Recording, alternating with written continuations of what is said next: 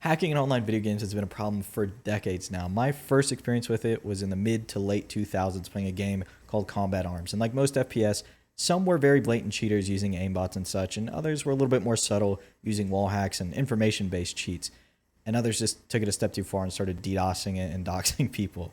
Now, when I moved on from FPS into fighting games, the thought of people being able to cheat in a genre like this didn't occur to me, at least not in the modern era in games like Street Fighter V and Tekken 7. And luckily, I personally didn't have any experience with it, but I've heard stories of a land where giant Zangiefs and tiny Ryus roamed, and one Punch Abigail terrorized the people along with Shin Akuma.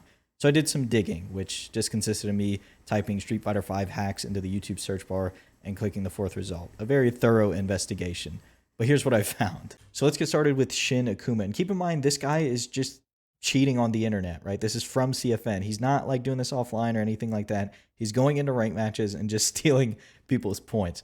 So immediately, you'll notice he has a full bar. Like, it's 99 seconds. Nothing has happened, and he has a full bar. Let's go ahead and skip to the second round because nothing very notable happens this round. He's just got his bar filled up at this point and has beat this poor Laura player.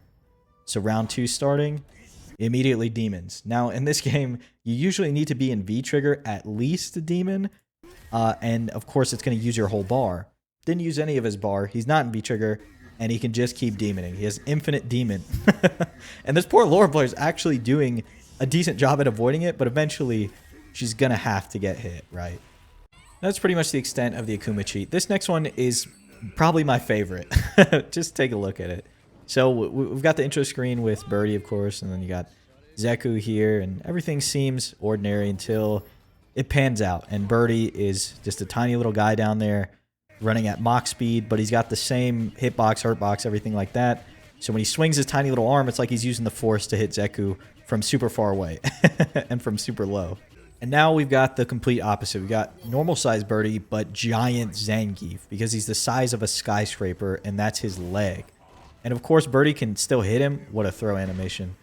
He can still hit him, but now he's kind of stuck. He's just going to keep getting light kicked to death, basically. But what I want to see is if he SPDs him, because it probably looks like King Kong just grabbing a human and body slamming that man. Oh, here it is. Here it is. We have to see what this looks like. He's huge.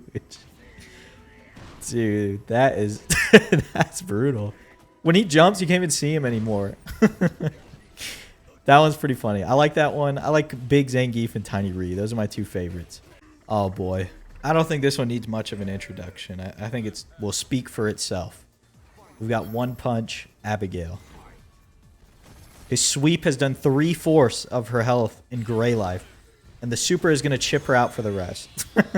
I wonder what it looks like on hit. I think he shows it on hit right here. So Nash's dash, unfortunately, taken 3/4, and he is dead by the time Abigail has picked him up. So there's 3/4. He picked it. For some reason, him picking him up and putting him against the wall has killed him, and he's now beating up a corpse. Phenomenal. Oh, we're back to tiny Ryu, I think. I'm pretty sure this is normal size Ryu because he's not getting thrown around by the waves in the intro. And that's tiny Ryu. Look at him. Look at his little cape. His fireball, too. He's got all the same... Remember, he's got all the same hitboxes, hurtboxes, everything like that, I think. Oh, maybe not hurtboxes. I don't know how it works, man. He's just... he's just a tiny little guy. David versus Goliath. This one is pretty much the same thing as Tiny Birdie. It's just a different character. This time it happens to be Ryu versus Ryu.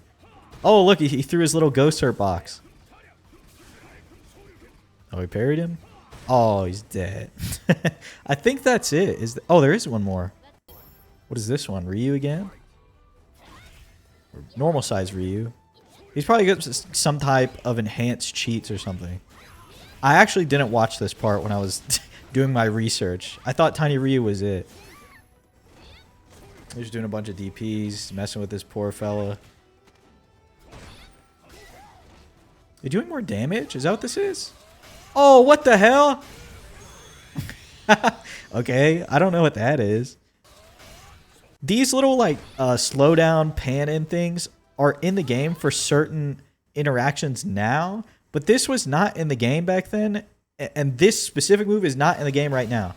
And if it was, it definitely would not do that much damage. That was pretty cool.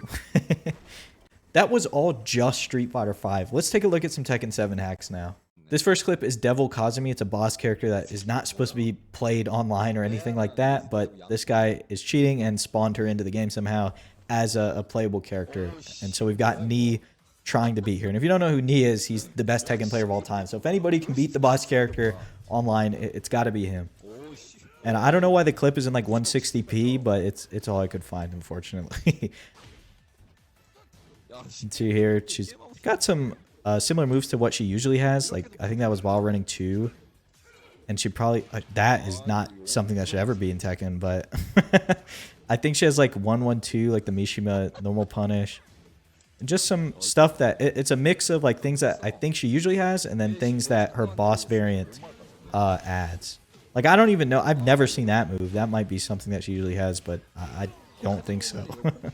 But if you want to take a look at this whole clip, I'll link in the description below. It's just Knee trying to beat a character that is never supposed to be playable.